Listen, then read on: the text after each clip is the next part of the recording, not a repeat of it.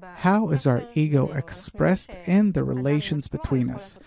We know that people can do different exercises, but eventually, when we're with another person, it's really hard for us to control it. Why does the ego ruin our relations? Because, says Dr. Lightman, it positions a person in such a situation where he wants to exploit others all the time. When I look at others, then it's only through the eyes of how can I use them to my own benefit? How can they do something for me? How can I step on them? In different ways.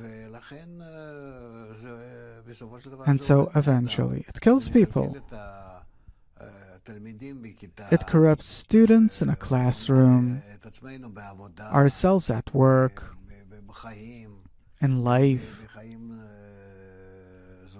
also in our relationships and everything.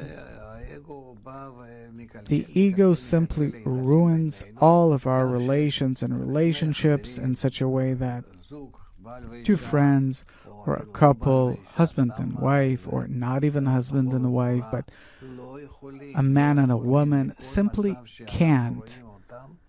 In whatever state we look, we see that the ego does not allow him to get along in a good, nice, comfortable way. Okay, so the next stage is that we understand that maybe the ego is our number one enemy as spouses, as a family in general. So what's the next step? Should we kill our ego? Suppress it? What's the right definition? What should we do with it? Be in control of it. To control it.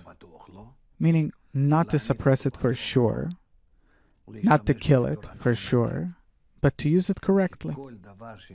Because everything created by nature, we have to use all of these things correctly.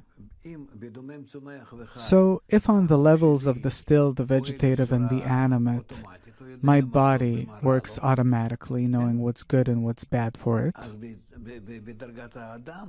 then on the human level, which is above the still vegetative, animate, the human level, meaning the speaking degree, there I don't know how to activate myself, how to operate myself. I have to learn.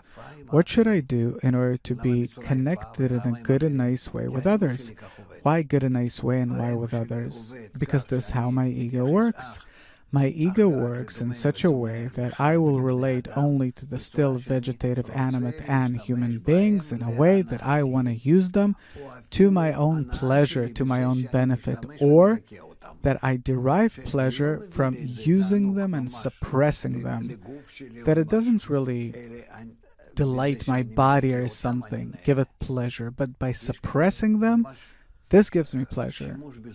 There's really using the other here in a way that it doesn't benefit me naturally, but it gives me pleasure indirectly, that I enjoy suppressing the other, that I'm superior to them. This is the real ego.